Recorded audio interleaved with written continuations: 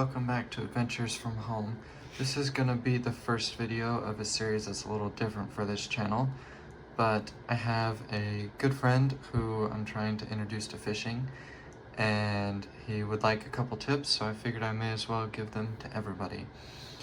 So for our first video in our Bass Fishing 101 course is going to be on the Texas rig. The Texas rig is probably my favorite presentation for bass for all times of the year. It's pretty much always good because you can be so diverse with it. We're gonna start with how you actually tie the rig, and then we're gonna go to how you wanna throw it and where. The part that actually does the catching is gonna be your hook. So this here is an extra wide gap hook. It's called an EWG.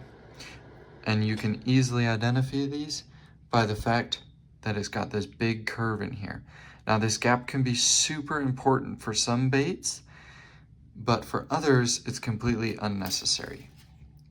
This is called a worm hook, and you can identify it by this being flat here. A worm hook is for low profile baits like these zoom worms here that have a really skinny body on them. This allows you to have a compact presentation and not make your hook stick out too much. But for larger bodied baits like these Kraken craws, which are one of my favorite Texas rig baits, you need the extra gap of the hook to give room for the soft plastic to fold out of the way, which will help your hookup ratio. So another thing that you need for your Texas rig is your weight. I like these worm weights.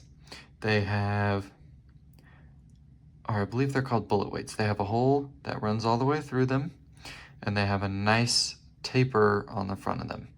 This helps them get through weeds nice and easy. So you're gonna have your line, which in this case, I believe this is 15-pound fluorocarbon, but you can really throw them on any braid or fluorocarbon or monofilament. It's not too terribly picky. The first thing you're gonna do is you're gonna wanna slide your weight onto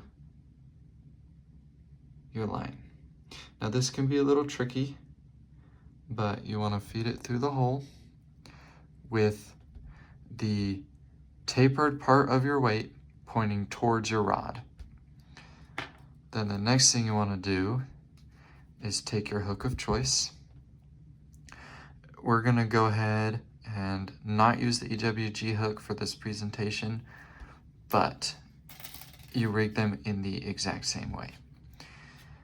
We're gonna go ahead and use our worm hook.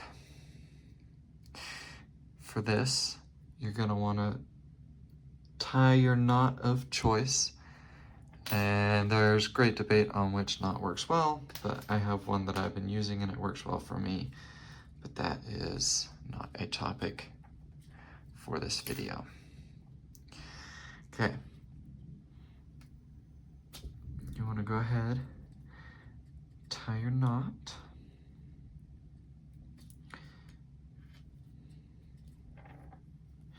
Tighten that up real well. And then, generally speaking, you want to clip your tag ends, but I have forgot my scissors in my, actually, you can use, I love braid scissors, but a lot of people use nail clippers, and that's what I have right now. So once you have your knot all tightened down, you're gonna go ahead and give that a little snip to where your tag end is all nice and pretty. Okay. This is what your rig should look like once you have your weight and your hook on. You want the big part of your weight to be towards the hook. This is so that if you're going through weeds, it won't catch. Okay. Then we're gonna go ahead and go with these zoom worms here. I like these because they're dirt cheap. If you want worms that are, I like speed worms better, but these do pretty well in a lot of scenarios. So the number one thing that you want to look at when you're rigging these is you want them to be as straight and pretty as possible. So you're going to take your worm like this, and your hook is going to be pointing down towards your worm. You want to feed in dead center on the tip of his nose, like so, about until you get to where the hook starts curving, and then you want to come out of the bottom of the bait, like this, okay?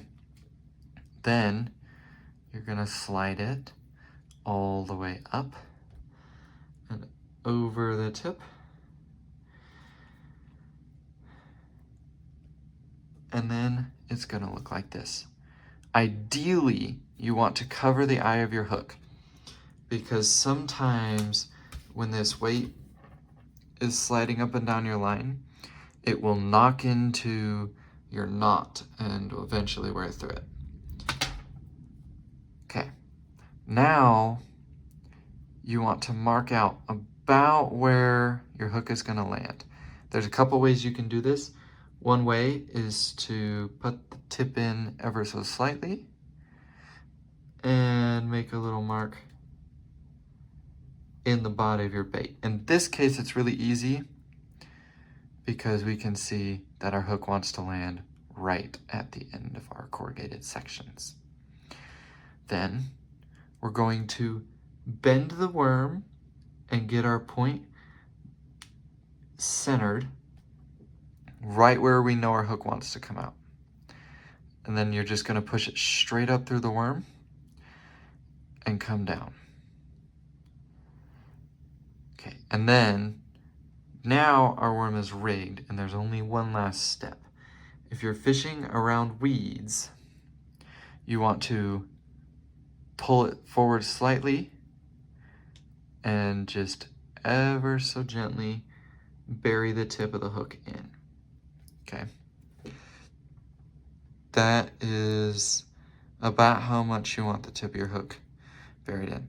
Now, with worms, I've found that it's kind of difficult to get it to lay straight once you put that tip back in. But you really want to do your best, and especially make sure that you're pretty straight this way, or else it will just spin under the water and twist up your line like crazy. So now, when the fish comes up and bites it, it's going to squish that plastic down and expose the hook point. Okay. For Texas rigs, you want to set the hook pretty firmly because you have to get the hook to penetrate out of the top of the bait. Now, as far as where you want to fish these, you can kind of fish them anywhere.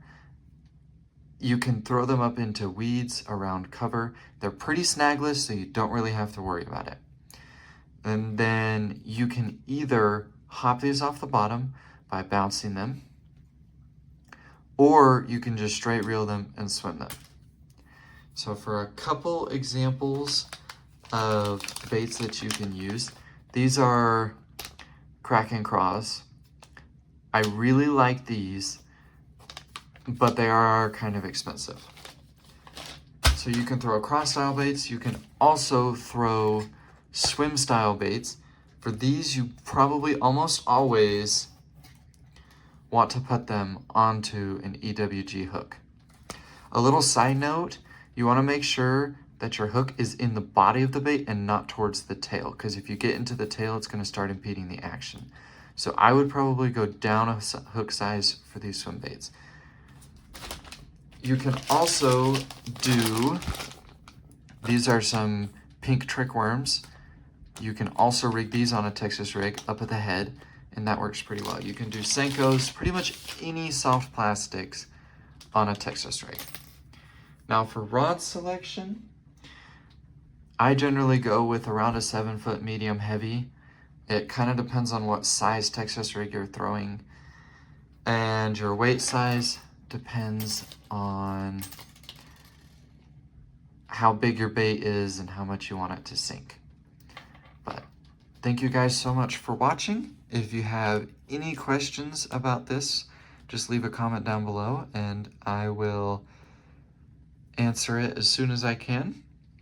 Thank you for watching another episode of Adventures at Home. I hope you guys enjoy this series. I will see you guys later.